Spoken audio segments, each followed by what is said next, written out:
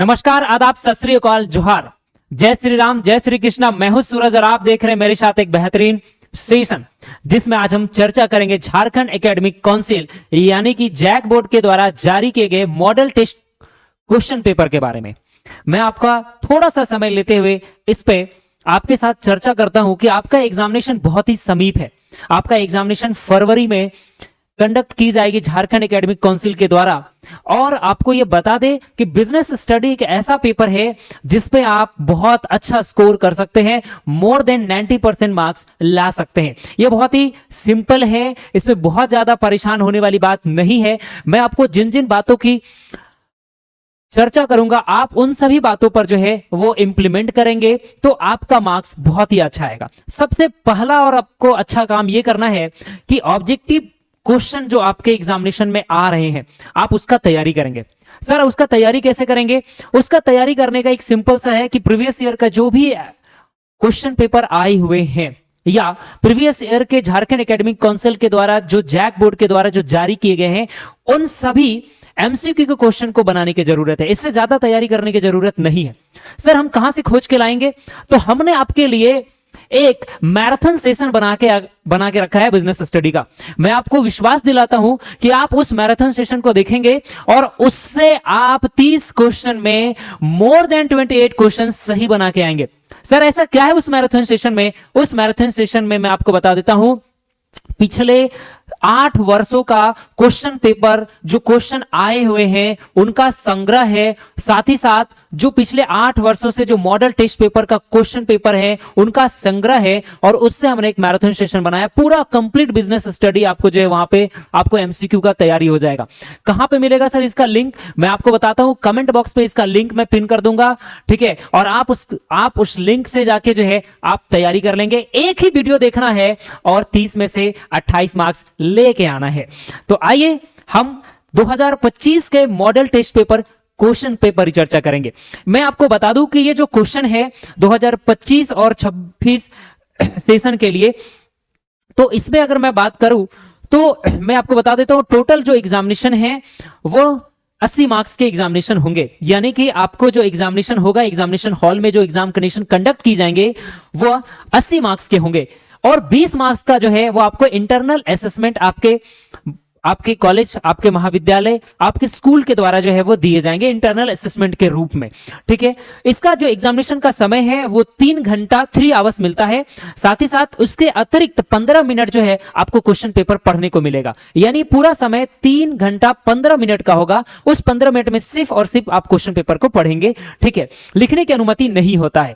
आपकी जो question paper होंगे उसको 2 भागों में बांटा गया है, पार्ट ए और पार्ट बी के नाम से। पार्ट ए और पार्ट बी के नाम से मतलब हुआ जो आपको क्वेश्चन पेपर आपके एग्जामिनेशन में मिलेंगे उसमें 2 तरह का जो है वो पार्ट देखने को मिलेगा। पार्ट ए जो आपके ऑब्जेक्टिव क्वेश्चंस होंगे, पार्ट बी जो आपके सब्जेक्टिव क्वेश्चंस होंगे। इसका मतलब ये हुआ कि पार्ट ए में जो है, इसका मतलब ये हुआ कि 2 parts, part A and part B. Part A में जो है वो आपके ऑब्जेक्टिव क्वेश्चंस रहेंगे जो 30 मार्क्स के होंगे और पार्ट बी की बात करूं तो वो सब्जेक्टिव क्वेश्चन होंगे और ये कितना मार्क्स के होंगे? तो ये 50 मार्क्स के होंगे। क्लियर है? इसके बाद हम आगे बढ़ते हैं। टोटल जो है वो क्वेश्चन पे हम आगे डिस्कस करेंगे कि टोटल कितना कितना मार्क्स के क्वेश्चंस रहेंगे, ठीक है। पहले हम लोग जो है ऑब्जेक्टिव क्वेश्चन का तैयारी करते हैं। ये है मेरा पार्ट ए यानी कि मल्टीपल चॉइस क्वेश्चन। इस क्वेश्चन को जो है वो ध्यान से देखेंगे। पहला क्वेश्चन है, बहुत सिंपल सा क्वेश्चन है।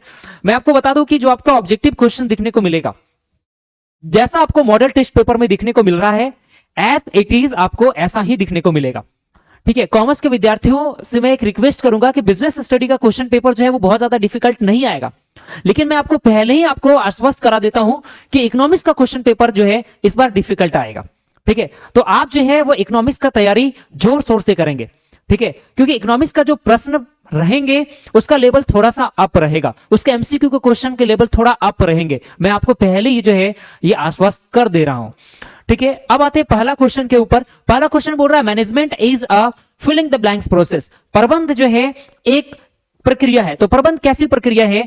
तो हम लोग सब पढ़े हैं, ठीक है। जब हम लोग पहला चैप्टर पढ़ रहे थे बिजनेस स्टडी का तो वहां पे हम लोगों ने डिस्कस किया था फंक्शन ऑफ मैनेजमेंट में कि फंक्शन ऑफ मैनेजमेंट के साथ जब आप कैरेक्टरिस्टिक्स या फीचर्स आप पढ़ रहे होंगे, इंपॉर्टेंस ऑफ मैनेजमेंट पढ़ रहे होंगे, तो वहां पे आपको बताया गया होगा कि मैनेजमेंट हमारा कैसा प्रोसेस है, कॉन्टिन्यूअस प्रोसेस है। कैसा प्रोसेस है? कॉन्टिन्यूअस प्रोसेस है, यानी सतत प्रक्रिया है। ऐसी प्रक्रिया है जो एक बार करने के बाद जो है वो खत्म नहीं होती है, बल्कि इस पर हम निरंतर कार्य करते रहते हैं। तो मैनेजमेंट कैसा प्रोसेस हो गया? एक सतत प्रक्रिया है। यानी इसका करेक्ट जो आंसर होगा वो क्या होगा हमारा? इसका करेक्ट आंसर जो आपको दिखने को मिलेगा वो होगा नंबर ए, यानी पहला क्वेश्चन का करेक्ट आंसर होगा ऑप्शन नंबर ए, यानी सतत, कॉन्टिन्यूअस। दूसरा क्वेश्चन की बात करते हैं। हमारा दूसरा क्वेश्चन है principle of management are. Principle of management हमारे कैसे रहते हैं, इसको समझना है कि जो प्रिंसिपल ऑफ मैनेजमेंट है वो हमारे किस नेचर के होते हैं, तो फ्लेक्सिबल होंगे या रिगिड होंगे, इस पे परिचर्चा करते हैं। तो जो भी हमारे प्रिंसिपल ऑफ मैनेजमेंट है वो कैसे होते हैं, तो फ्लेक्सिबल नेचर के होते हैं, ठीक है। यानी कि उस पे हम जो है लोचशीलता पाए जाते हैं, आप उसमें चेंजेस पाए जाएंगे। ये साइंस के प्रिंसिपल के भांति जो है वो क्या होते हैं, वो फिक्स्ड नहीं होते हैं और यूनिवर्सल नहीं होते हैं, ठीक है। कहने का मतलब हो गया जो प्रिंसिपल ऑफ मैनेजमेंट है वो फ्लेक्सिबल होते हैं, लचीले होते हैं, इनमें चेंजेस दिखने को मिलेगा, ठीक है। और जो साइंस में जो प्रिंसिपल पढ़ते हैं, लॉ ऑफ ग्रेविटेशनल फोर्स पढ़ते हैं, ठीक है, या केमिकल रिएक्शन एंड इक्वेशन में आप पढ़े होंगे, तो वहां पर जो भी प्रिंसिपल हैं वो क्या होते हैं, फिक्स्ड नेचर के होते हैं, उनमें कोई भी चेंजेस दिखने को नहीं मिलता है, ठीक है। नेक्स्ट बात करेंगे question number 3, which of the following is a part of business environment. आपसे पूछा जा रहा है निम्न में से कौन सा व्यापारिक पर्यावरण का हिस्सा है, कौन सा नहीं है, ये क्वेश्चन नहीं पूछा जा रहा है, ठीक है। निम्नलिखित में से कौन सा व्यापारिक पर्यावरण का हिस्सा है। ये जो आपको क्वेश्चन दिख रहे हैं मैं आपको बता दे रहा हूं, ये सारे के सारे क्वेश्चन आपको अगर टेस्ट करना है ना कि जो मैराथन सेशन में है क्या वो क्वेश्चन इसमें है या नहीं है, और ये मैराथन सेशन 2 साल पहले में बना के रख दिया हूं, ठीक है। और एज इट इज वहां से आप देखिएगा उस मैराथन सेशन से ही ये क्वेश्चन लिए गए हैं, मैं आपको इतना आश्वस्त होकर बता रहा हूं। तो आपको कुछ नहीं करना है, उस वीडियो को एक बार देख लेना है। अगर आप उस वीडियो को देख लेते हैं, मैं आपको बता दूं कि आपका बिजनेस स्टडी में एमसीक्यू में 30 में से 28 नंबर पक्का हो जाएगा, ठीक है। कहां पे मिलेगा वीडियो, ठीक है, तो आपको कमेंट सेक्शन में मिलेगा, ठीक है। जय सूरज क्लासेस पे जाइएगा, ठीक है, और आपको बिजनेस स्टडी का आपको मैराथन सेशन दिख जाएगा, ठीक है, प्लेलिस्ट में। नेक्स्ट चलते हैं हमारा, सॉरी, तीसरा नंबर क्वेश्चन जो है उसका आंसर डिस्कस कर लेते हैं। Which of the following is a part of the business environment, political factor, internal audit, salary slip और इनवॉइस, ठीक है। निम्न में से कौन सा व्यापारिक पर्यावरण का हिस्सा है। तो व्यापारिक पर्यावरण का जो हिस्सा है, ये चारों ऑप्शन की बात करें तो इसमें से जो है करेक्ट आंसर क्या होगा, राजनीतिक कारण यानी कि पॉलिटिकल फैक्टर, ठीक है। तो हम पढ़े हैं इंटरनल फैक्टर, एक्सटर्नल फैक्टर, ठीक है। फिर हमारा जो है एक्सटर्नल फैक्टर के पार्ट्स हैं, इंटरनल फैक्टर के पार्ट हैं। तो इस पे ये क्वेश्चन हमेशा ऐसा तरह का क्वेश्चन दिखने को मिलता है। नेक्स्ट बात करेंगे हमारा planning is related to, planning जो है वो किससे रिलेटेड है, ये आपसे प्रश्न पूछा जाए तो पास्ट से है, प्रेजेंट से है, फ्यूचर से है या नन से है। तो अगर ये क्वेश्चन में नन के जगह पे ऑल ऑफ दीज होता, अगर डी के जगह पे यहां पर आपको ऑल ऑफ दीज अगर ऑप्शन में दिखता, ऑल ऑफ दीज, तो फिर इसका आंसर जो है वो क्या हो जाता, फिर इसका आंसर डी हो जाता। लेकिन D all of this correct answer नहीं है क्योंकि ऑप्शन में नहीं है। तो इस चार में से करेक्ट आंसर क्या होगा, ये तो होगा नहीं, ठीक है। तो planning is related to, planning यानी नियोजन का जो संबंध है वो भविष्य से होता है, आने वाले कल में क्या होगा, ठीक है, हम इसके बारे में प्लान करते हैं, करेक्ट। तो इसका करेक्ट आंसर क्या होगा हमारा, ऑप्शन नंबर सी यानी कि फ्यूचर। नेक्स्ट क्वेश्चन पे आते हैं, हमारा क्वेश्चन नंबर 5। क्वेश्चन नंबर 5 पूछ रहा है which is not a step of planning process. ये इंपॉर्टेंट क्वेश्चन है, ठीक है। आपसे कई बार क्वेश्चन में एग्जामिनेशन में पूछ सकता है कि how many planning process, how many step of planning process, नियोजन प्रक्रिया के कितने कदम हैं, कितने स्टेप हैं, ठीक है। ऐसे भी एग्जामिनेशन में प्रश्न पूछे गए हैं। तो which is not a step in the planning process, इसमें से कौन सा नियोजन यानी योजना प्रक्रिया का चरण नहीं है, नॉट पूछ रहा है, इसको आपको ध्यान में रखना है, ठीक है। तो सीटिंग ऑब्जेक्टिव ये है, आइडेंटिफाइंग अल्टरनेटिव ये भी है, और इवैल्यूएटिंग अल्टरनेटिव ये भी है, सिटिंग ऑब्जेक्टिव तो ये 3 है। तो कौन सा नहीं है, डायरेक्टिंग। डायरेक्टिंग जो हमारा क्या है, फंक्शन ऑफ मैनेजमेंट है, ये हमारा जो है वो स्टेप ऑफ प्लानिंग प्रोसेस का हिस्सा नहीं है। तो करेक्ट आंसर क्या होगा हमारा, डायरेक्टिंग। नेक्स्ट क्वेश्चन आते हैं क्वेश्चन नंबर हमारा 6। क्वेश्चन नंबर 6 के बाद पूछ रहा है which function of management deals with group activity and task allocation, ठीक है। प्रबंध का कौन सा कार्य समूह गतिविधियों और कार्य आवंटन से संबंधित है, यह प्रश्न पूछ रहा है। Which function of management management deals with group activity and task allocation, मतलब प्रबंध का कौन सा कार्य जो है जिसका संबंध किससे होगा, ग्रुप एक्टिविटी से एंड टास्क एलोकेशन से, ठीक है। प्रबंध का कौन सा कार्य समूह गतिविधियों और कार्य आवंटन से संबंधित है, स्टाफिंग नहीं, ठीक है, प्लानिंग नहीं, ऑर्गेनाइजिंग और कंट्रोलिंग की बात कर रहा है। क्या बोल रहा है, deals with group activity and task allocation. तो करेक्ट आंसर क्या होगा हमारा, ऑर्गेनाइजिंग। ऑर्गेनाइजिंग में हम क्या करते हैं, तो हम ग्रुप एक्टिविटी और टास्क एलोकेशन पे क्या करते हैं, कंसंट्रेट करते हैं, यानी काम करते हैं। तो करेक्ट आंसर क्या होगा, क्वेश्चन नंबर 6 का सी। नेक्स्ट आ जाते हैं क्वेश्चन नंबर हमारा 7। Recruitment is the part of which function. Recruitment यानी जो है, यानी भर्ती जो है वो प्रबंध के कौन सा कार्य का हिस्सा है, तो स्टाफिंग का है। किसका हिस्सा है ये, स्टाफिंग का, यानी कि हमारा ये करेक्ट आंसर क्या होगा, ऑप्शन नंबर बी। नेक्स्ट आ जाते हैं हमारा question number 8। Which one is not a source of recruitment. इसमें से कौन सा जो है रिक्रूटमेंट का सोर्स नहीं है, प्रमोशन, ट्रांसफर, डिमोशन या एडवर्टीजमेंट। तो देखो इसमें से कौन सा नहीं है, ये प्रश्न पूछ रहा है कि रिक्रूटमेंट का प्रोसेस कौन सा सोर्स नहीं है। रिक्रूटमेंट के जो स्रोत हैं कौन कौन सा, इंटरनल, एक्सटर्नल होते हैं, आपने पढ़ा होगा। तो इंटरनल जो है वो 3 तरह का है, ट्रांसफर, प्रमोशन, ठीक है। तो ये इंटरनल क्या आते हैं, ठीक है। तो कौन सा नहीं है, तो प्रमोशन तो होगा, ट्रांसफर भी होगा, एडवर्टीजमेंट भी होगा। एडवर्टीजमेंट हमारा कैसा आता है, एक्सटर्नल रिक्रूटमेंट के अंदर आता है। तो ये जो डिमोशन है वो हमारा क्या होगा, not a source of recruitment. तो करेक्ट आंसर क्या होगा, ऑप्शन नंबर सी। नेक्स्ट चले आते हैं हमारा क्वेश्चन नंबर 9 के ऊपर। क्वेश्चन नंबर 9 बोल रहा है motivation is a part of which function. जो मोटिवेशन है, ठीक है, वो motivation is a part of which function, प्रेरणा किस कार्य का हिस्सा है, ठीक है। ये आपसे पूछ रहा है, ठीक है। किसका हिस्सा है, प्लानिंग का नहीं, ठीक है, डायरेक्टिंग का, देखते हैं ऑर्गेनाइजिंग और स्टाफिंग। तो डायरेक्टिंग का है, ठीक है, आपने पढ़ा होगा एलिमेंट ऑफ डायरेक्टिंग, ठीक है। तो जो मोटिवेशन है वह किसका है, डायरेक्टिंग का हिस्सा है, ठीक है। तो करेक्ट आंसर क्या होगा, ऑप्शन नंबर, क्वेश्चन नंबर 9 का बी। नेक्स्ट आते हैं लीडरशिप मीन्स।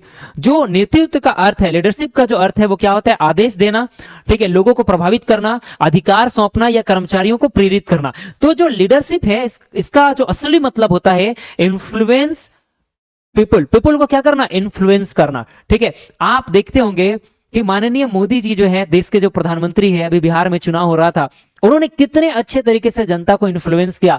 बिहार के लोगों के जो है जो उनकी जो कल्चर है, उनकी जो संस्कृति है, ठीक है, गमछा लहरा के जो है, गमछा तो देखो बहुत लोगों ने ओढ़ा था, ठीक है, लेकिन उसको लहरा के जो है उनकी भावनाओं को जो है अभिप्रेरित करने का काम जो है वो माननीय प्रधानमंत्री साहब ने किया था, ठीक है। आप देख सकते हैं कि कितनी जो है छोटी सी बात है, लेकिन यह वहां की संस्कृति और वहां की और माननीय प्रधानमंत्री संस्कृति के साथ साथ माननीय प्रधानमंत्री का ये सोच को प्रदर्शित करती है। दूसरी तरफ आपने देखा होगा कि हमारे विपक्ष के नेता जो है माननीय राहुल गांधी जी है, जो है वो भी जो है एक समूह को जो है वो आकर्षित करने के लिए जो है वो क्या किए थे, तो नदी जो है तालाब में, नदी में जो है जल में जो है उतरे थे मछली पकड़ने के लिए, ठीक है।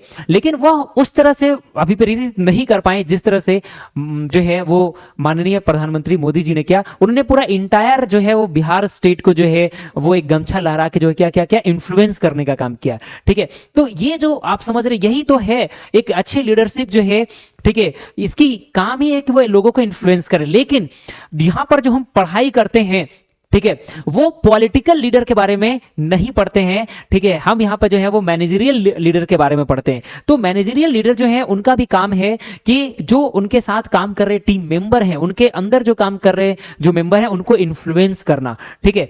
आप पता होगा रतन टाटा साहब जो है उनसे कई लोग प्रभावित थे, तो वो जो प्रभावित होना, ठीक है, यही जो है एक अच्छी लीडरशिप का क्या है, बेहतर उदाहरण है, एक बेहतर जो है वो काम है। तो करेक्ट आंसर क्या होगा 10 का बी। अब नेक्स्ट क्वेश्चन आते हैं, क्वेश्चन नंबर 11 है कंट्रोलिंग इंश्योर, नियंत्रण या सुनिश्चित करता है। नियंत्रण क्या करता है, एक सुनिश्चित करता है, किसकी बात करता है, डिविएशन फ्रॉम प्लान, ठीक है, goal achievement, profit maximisation only. तो नियंत्रण यह सुनिश्चित करता है योजना से विचलन, क्रियान्वयन ना होना, लक्ष्य प्राप्ति, केवल लाभ अधिकतम करना, ठीक है। तो जो हमारा कंट्रोलिंग है उसका काम बेसिकली जो है वो क्या है, हमारा गोल अचीवमेंट की बात करता है, लक्ष्य प्राप्ति की बात करता है, ठीक है। और ये सारे के सारे जो है वो कंट्रोलिंग में मदद करते हैं। लेकिन जो इसमें से 4 ऑप्शन है, इसमें से जो सबसे बेहतर ऑप्शन है, ठीक है, वो क्या होगा, हमारा ऑप्शन नंबर सी। यानी कंट्रोलिंग का जो मेजर काम है वो क्या है, लक्ष्य की प्राप्ति करना, ठीक है। कि जो 12 नंबर क्वेश्चन है, which is not a step in controlling process, नियंत्रण जो है, नियंत्रण प्रक्रिया का कौन सा चरण नहीं है, ठीक है। तो सीटिंग स्टैंडर्ड ये बिल्कुल इसका जो है स्टेप है, प्रक्रिया है। मेजरिंग परफॉर्मेंस ये भी है, टेकिंग करेक्टिव एक्शन ये भी है। तो जो प्लानिंग है वो मेरा क्या होगा, करेक्ट आंसर, ठीक है। नॉट क्वेश्चन में पूछा है, तो 12 का करेक्ट आंसर क्या होगा, option number C. Next question की बात करेंगे, क्वेश्चन नंबर हमारा जो है वो आपका क्वेश्चन नंबर 13 की बात करें, capital structure decision related to, capital structure जो डिसीजन है उसका संबंध किसके साथ है, ये आपसे प्रश्न पूछा जा रहा है। तो कैपिटल स्ट्रक्चर का जो डिसीजन, जो कैपिटल स्ट्रक्चर का जो संबंध है या कैपिटल स्ट्रक्चर जो डिसीजन है वो रिलेटेड करता है, ठीक है, वो किससे करता है, तो डेब्ट इक्विटी रेशियो से, कितना पैसा हम अपना लगाएंगे और कैसा कितना पैसा हम उधार मिलेंगे, इसका जो अनुपात है वही जो है वो डिसीजन कौन लेता है, कैपिटल स्ट्रक्चर डिसीजन लेता है। यानी कि 13 नंबर क्वेश्चन का करेक्ट ऑप्शन क्या होगा, option number C. Next question बात करते हैं हमारा working capital. Working capital is, working capital जो है यानी कार्यशील पूंजी होता है, वो कैसा पूंजी होता है, कार्यशील पूंजी। तो आप कमेंट बॉक्स में बताएंगे वर्किंग कैपिटल का फॉर्मूला, ठीक है, कि वर्किंग कैपिटल का क्या फॉर्मूला है। वर्किंग कैपिटल इक्वल टू, ठीक है, वर्किंग कैपिटल का क्या फॉर्मूला है ये आपको बताना है। कार्यशील पूंजी होती है, स्थिर पूंजी होती है, fix assets, current assets, equity, depreciation. तो करेक्ट आंसर कैसा होता है हमारा, जो वर्किंग कैपिटल होता है वो मेरा करंट एसेट्स है, ठीक है। इस ऑप्शन के अनुसार मैं बता रहा हूं, कार्यशील पूंजी होती है, चालू संपत्ति होती है। नेक्स्ट क्वेश्चन की बात करूंगा, question number 15, stock exchange is related to, जो स्टॉक एक्सचेंज है उसका संबंध किसके साथ होगा, सेकेंडरी मार्केट के से संबंध होगा।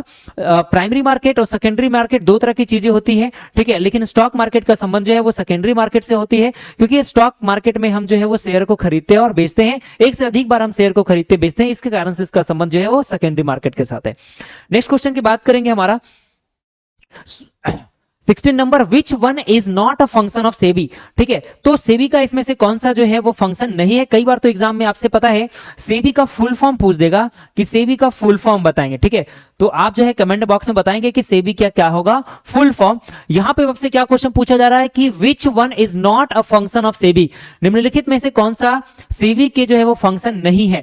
तो प्रोटेक्टिंग इन्वेस्टर ये बिल्कुल फंक्शन है, रेगुलेटिंग स्टॉक मार्केट ये भी फंक्शन है, ये भी फंक्शन है, प्रमोटिंग फेयर प्रैक्टिसेस ये भी है, इशूइंग करेंसी, जो करेंसी इशू करना है वो हमारा सेबी का काम नहीं है, किसका काम है, आरबीआई का, यानी कि रिजर्व बैंक ऑफ इंडिया का, ठीक है। तो ये होगा हमारा 16 नंबर का, 16 का correct answer option number C, क्योंकि यहां पे क्वेश्चन पूछ रहा है नॉट अ फंक्शन, ठीक है।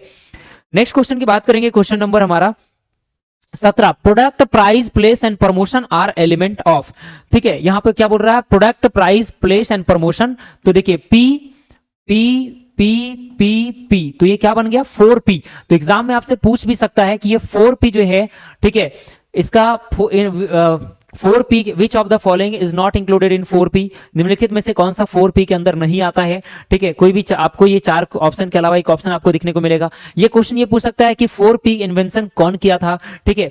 इसके बाद जो है आप बताइएगा कमेंट बॉक्स में 7P, ठीक है। ये तो आपके कितने हो गए, 4P आपको दिख रहे हैं, इसके अलावा 3P और हैं, ठीक है, उसको भी आप देख लेंगे कि ये 3P कौन कौन सा है, ठीक है। और आप कमेंट बॉक्स में बताएंगे 4P के अलावा जो 7P है उनका नाम, ठीक है।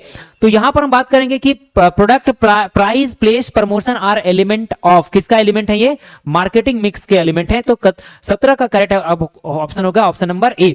नेक्स्ट क्वेश्चन की बात करेंगे, क्वेश्चन नंबर हमारा 18 नंबर, सेलिंग एज, सेलिंग जो है उसका संबंध किसके साथ है। तो जो सेलिंग है इसका संबंध जो है विक्री होती है, ठीक है। ये कैसा होता है, तो विक्री जो है वो कंज्यूमर ओरिएंटेड होता है, प्रोडक्ट ओरिएंटेड होता है, या सर्विस ओरिएंटेड होता है, या मार्केट ओरिएंटेड होता है।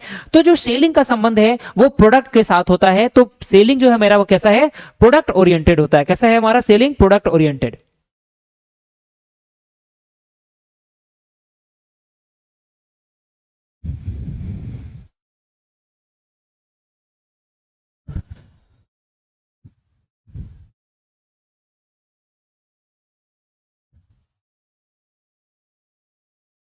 सेलिंग का संबंध हमारा किसके साथ होगा, तो प्रोडक्ट ओरिएंटेड, ठीक है। तो करेक्ट आंसर क्या हो जाएगा, सेलिंग इज प्रोडक्ट ओरिएंटेड, ठीक है।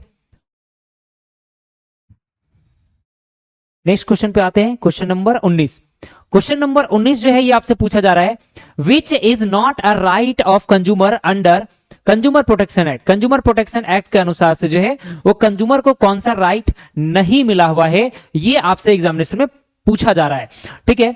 तो which is not a right of consumer under consumer protection act. आप बताएंगे कि कंज्यूमर प्रोटेक्शन एक्ट जो है वो अभी कौन सा कंज्यूमर प्रोटेक्शन एक्ट चल रहा है, ये भी आप जो है वो देख लेंगे, ठीक है। तो राइट टू बी हियर्ड, ठीक है, सुने जाने का अधिकार ये है। राइट टू बी चूज ये भी है, ठीक है। उसके बाद राइट टू बी इग्नोर्ड, नहीं, अनदेखा होने का अधिकार नहीं है। और राइट टू बी रेड्रेसल ये है। यानी कि ये जो ऑप्शन नंबर सी आपको दिख रहा है, ठीक है, अनदेखा होने का अधिकार नहीं है। राइट टू बी इग्नोर्ड यानी is not a right of consumer under consumer protection act. Consumer protection act से रिलेटेड मैंने एक पूरा का पूरा मैराथन पूरा पढ़ाया है और वहां पे मैंने पूरा डिटेल में पढ़ाया है कंज्यूमर प्रोटेक्शन एक्ट 19, ठीक है। उसके बाद का जो भी वर्तमान में चल रहा है कंज्यूमर प्रोटेक्शन एक्ट, राइट, ठीक है, रिस्पॉन्सिबिलिटीज, ये पूरा डिटेल में पढ़ाया हूं, ठीक है। ये भी मैं कमेंट बॉक्स में आपको पिन कर दूंगा, आप वहां से देख सकते हैं। नेक्स्ट क्वेश्चन नंबर हमारा 20 पे आते हैं, ठीक है। Redressal agency are established at, ठीक है, आपसे पूछा रहा है निवारण एजेंसियां कहां स्थापित की जाती है, ठीक है। तो ये डिस्ट्रिक्ट में भी स्थापित की जाती है, ठीक है, बिल्कुल सही है। स्टेट में भी किए जाते हैं, नेशनल में भी किए जाते हैं, ऑल ऑफ 3 लेवल्स, ठीक है। तो करेक्ट आंसर क्या होगा, all of 3 levels. Next question पे आते हैं, क्वेश्चन नंबर हमारा 21, which management principle stress on unity of direction. आपसे पूछा जा रहा है कि कौन सा प्रबंध सिद्धांत दिशा की एकता पर बल देता है। तो दिशा की एकता पर बल देने वाली जो प्रिंसिपल है, जो सिद्धांत है, उसको हम बोलते हैं यूनिटी ऑफ डायरेक्शन, ठीक है। आपने पढ़ा होगा चैप्टर नंबर 2 में, ठीक है, unity of direction, unity of command, scalar chain और डिवीजन ऑफ वर्क। ये जो चारों आपको प्रिंसिपल दिख रहा है, ठीक है, ये चारों प्रिंसिपल किन्होंने दे रखा है, ये चारों प्रिंसिपल जो है वो 14 प्रिंसिपल के अंदर आता है और 14 प्रिंसिपल जो देने वाले थे वो कौन थे, हेनरी फॉयल। तो हेनरी फॉयल के द्वारा ये प्रिंसिपल दिया गया है, ठीक है। और इसी में से आपसे पूछा जा रहा है कि यूनिटी ऑफ डायरेक्शन जो है, ठीक है, यह सिद्धांत जो यूनिटी ऑफ डायरेक्शन पे स्ट्रेस देने वाली सिद्धांत है वो कौन है, नाम से ही पता चल रहा है मेरे भाई, ठीक है। यहाँ पर तुम मिला सकते हो आराम से, ठीक है। दिशा की एकता पर बल देने वाला सिद्धांत कौन है, दिशा की एकता का सिद्धांत। क्लियर, एकदम आसान शब्दों में देखो ना, यहाँ पे ऐसा करके मिला लो, दिशा की एकता पर बल देने वाला सिद्धांत यही होगा, करेक्ट।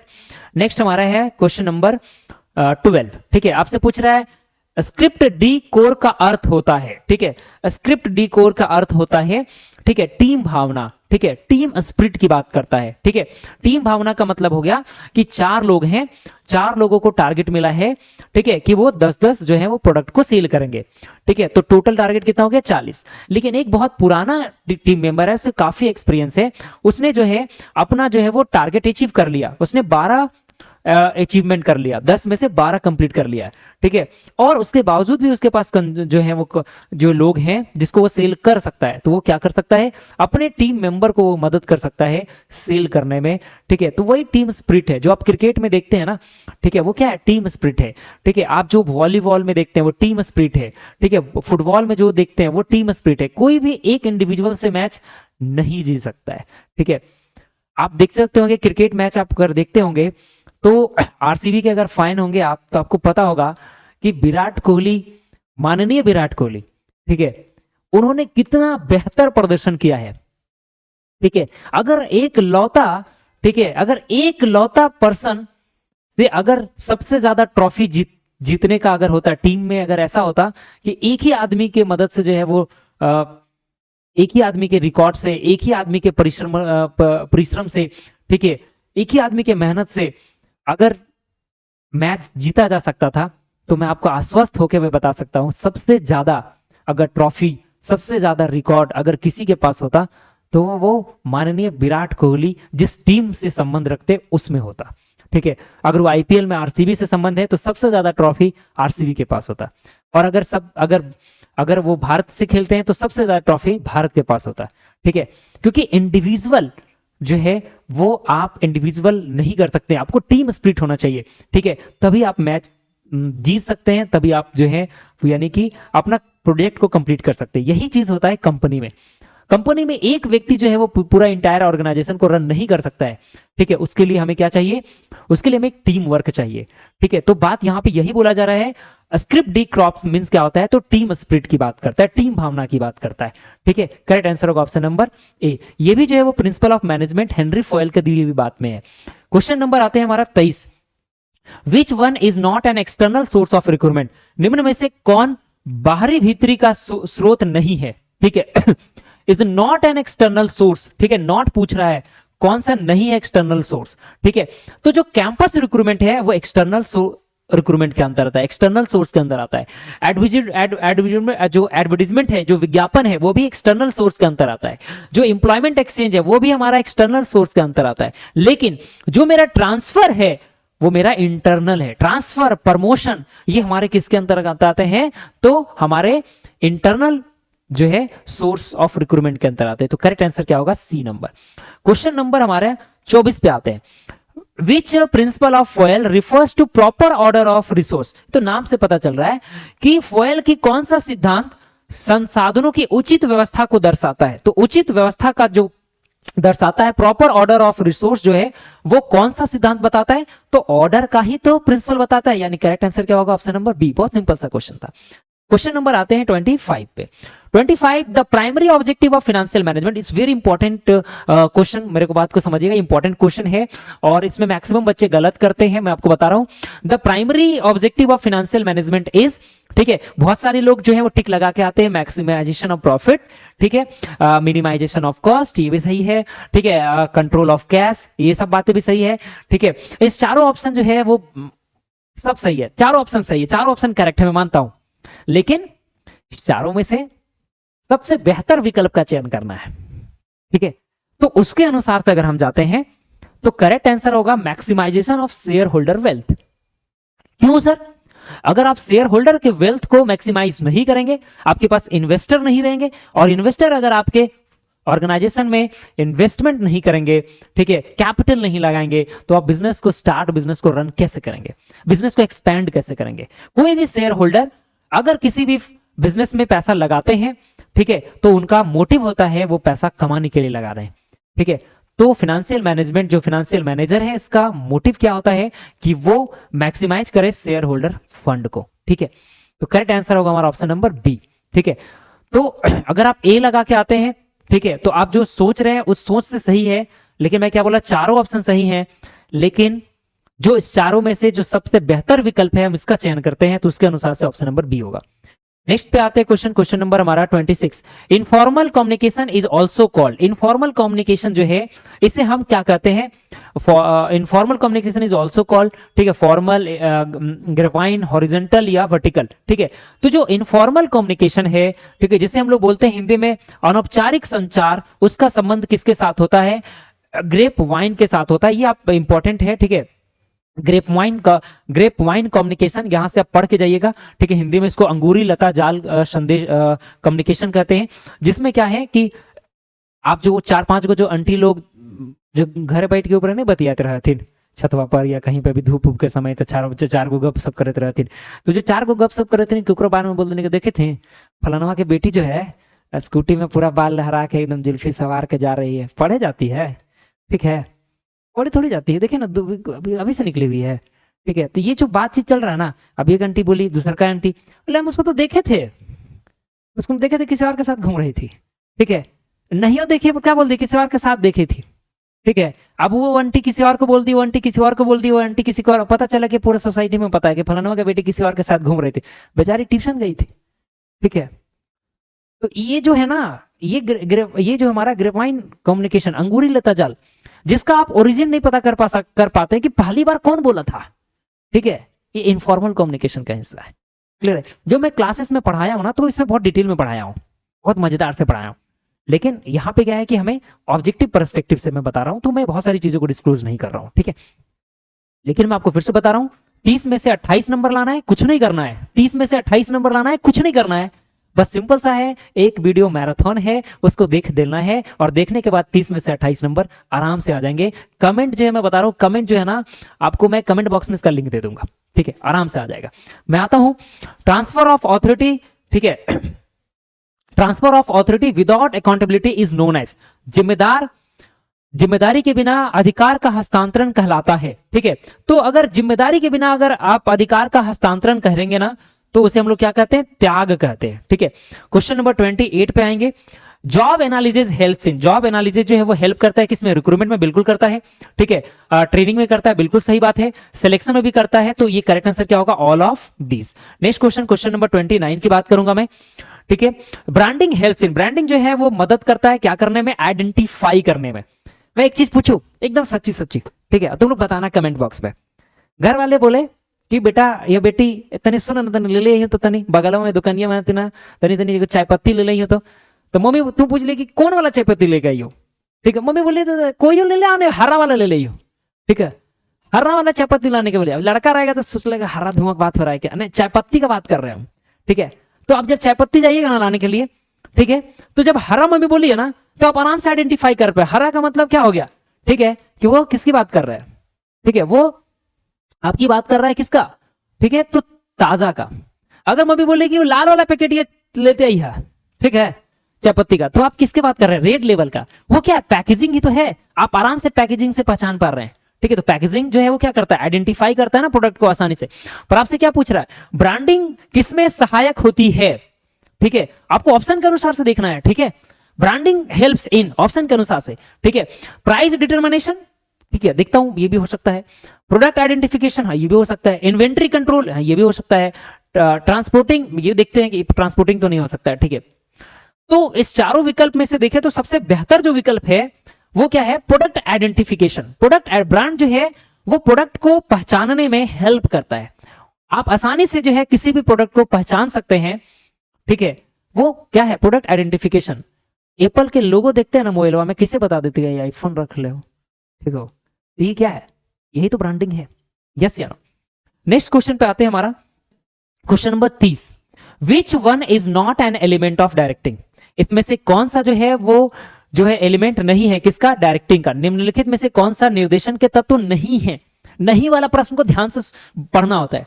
कौन सा है, सुपरविजन, कम्युनिकेशन, मोटिवेशन, प्लानिंग। निम्न में से कौन सा निर्देशन का तत्व नहीं है, ठीक है। तो सुपरविजन देखते हैं, कम्युनिकेशन, मोटिवेशन, ये तो है, ये भी है, ये भी है। क्वेश्चन में क्या पूछा है, नॉट, कौन सा नहीं है, तो प्लानिंग नहीं है। तो करेक्ट आंसर क्या होगा हमारा, ऑप्शन नंबर डी, ठीक है। इस प्रकार से हमने 30 क्वेश्चन जो आपने देखा था 30 का 30 हमने जो है एमसीक्यू का क्वेश्चन सॉल्व कर लिया है। नेक्स्ट जो है हमारा वो कैसा है, सब्जेक्टिव टाइप क्वेश्चन है, ठीक है। सब्जेक्टिव टाइप क्वेश्चन जो है ये आपको देखने को मिलेगा, थोड़ा सा आपको इसके बारे में बता देता हूं, ठीक है। जो आपको सेक्शन ए दिख रहा है इसमें सब्जेक्टिव क्वेश्चन जो है इसको भी बांटा गया है सेक्शन ए, बी और सी में, ठीक है। जो पार्ट बी आपको दिख रहा है ना, पार्ट बी को जो है वो 3 भागों में बांटा गया है, ए, बी, सी। जो ए, बी और सी है इसमें मैं आपको बताता हूं, ठीक है। Very short answer type question, very short answer type question, short answer type question, long answer type question, ठीक है। इसके बाद जो है very short answer type question में टोटल जो प्रश्न है आपको 8 प्रश्न दिए होंगे, उसमें से 6 प्रश्न को सॉल्व करना है, ठीक है। खंड ए की बात कर रहा हूं। इसी प्रकार से मैं बात करूं आपको खंड बी में, तो वहां पर भी आपको जो है टोटल जो है 8 क्वेश्चन मिलेंगे, उसमें से आपको 6 क्वेश्चन को सॉल्व करने होंगे, ठीक है। और 150 शब्दों में जो है इनके आंसर देने हैं। नेक्स्ट में बात करूंगा आपकी खंड सी की बात करूं तो इसमें जो है वो टोटल जो है आपको क्वेश्चन 4 क्वेश्चन सॉल्व करने हैं। और जो लॉन्ग आंसर टाइप क्वेश्चन है इसमें आप देख सकते हैं कि टोटल नंबर ऑफ क्वेश्चन कितने हैं आपको, तो 7 क्वेश्चन है आपको टोटल, सॉरी 6 क्वेश्चन है आपको। इस 6 में से जो है वो 4 क्वेश्चन आपको सॉल्व करने हैं, ठीक है। तो ये थे आपके जो है बिजनेस स्टडी के question paper, model test question paper, ठीक है। अगर आपको सब्जेक्टिव क्वेश्चन के आंसर चाहिए तो आप कमेंट बॉक्स में पिन कर देंगे, ठीक है। मैं सब्जेक्टिव क्वेश्चंस के भी आंसर जो आपको करवा देंगे, ठीक है। इस सेशन को देखने के लिए, इतना सारा प्यार करने के लिए, दिल के गहराइयों से प्रेम पूर्वक आपको बहुत बहुत धन्यवाद। Thank you so much.